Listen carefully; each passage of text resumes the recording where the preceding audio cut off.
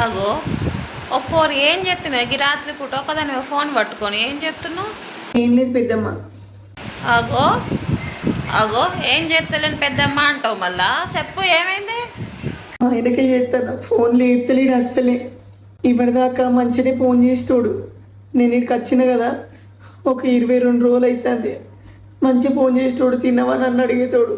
2-3 సార్లు ఫోన్ చేసినప్పుడు శైలగక్కతోటి షాప్కి పోయినా. ఆయన ఏమన్నది, మీ మొగుడు ఊరికే ఫోన్ చేస్తాడు, అట్లా లేపకు ఫోను ఆయనకు చేయకు, ఒక 5-6 రోజులు చేయకుండా ఆయన చేసిన లేపకు, నువ్వు కూడా చేయకు, అలాంటప్పుడే మొగుడిని కొంగుని కట్టుకోవాలి, అప్పుడు మన ఇంటికి ఊరుకొస్తారని చెప్పింది నాకు పెద్దమ్మ. ఏం చేస్తలేడు, లేకుంటే తక్కువని ఫోన్ చేసినాడు పెద్దమ్మ. పొద్దుగాల పేపర్లు వచ్చినాయి పెద్దమ్మ, ఈడాకులు పంపించిండు.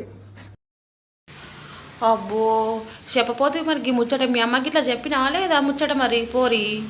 మా అమ్మకి తెలియదు పెద్దమ్మ, ఏం చేయాలో భయం అవుతుంది పెద్దమ్మ.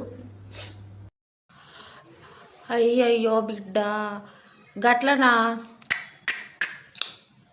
గా పిల్లగాడు పిల్లకు ఫోన్ చేస్తుండంటే మంచిగా ఉంటుర్రేమో, గారాబంగా ఉంటుర్రేమో, రోజు ఫోన్ చేస్తాడు, మంచిగా ఫోన్ మాట్లాడుకుంటారు. కానీ మంచిగా అనుకున్నారు. ఇప్పుడు గా సృజన మాట, గా శ్రీవాణి మాట, గాళ్ళతోనేందే అసలు?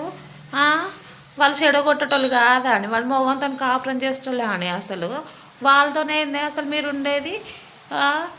తొడగోసుకున్నాడు ఒకడని ఇంకొకటి కూడా తొడగోసుకుంటారా అని? ఏం చేయమంటావు పెద్దమ్మ, ఇప్పుడు నాకు ఏం తోచలేదు. అయ్యయ్యో నన్ను అడుగుతావేందమ్మా, నువ్వేం చెయ్యాలి పెద్దమ్మా అని? తినే అన్నంలో మన్ను కోసుకొని మళ్ళీ నన్ను అడుగుతావు, ఇంకేం చేస్తావు? అవేవో పేపర్లు పంపినాను కదా, సంతకాలు పెట్టి పంపి, ఇంకేం చేస్తావు?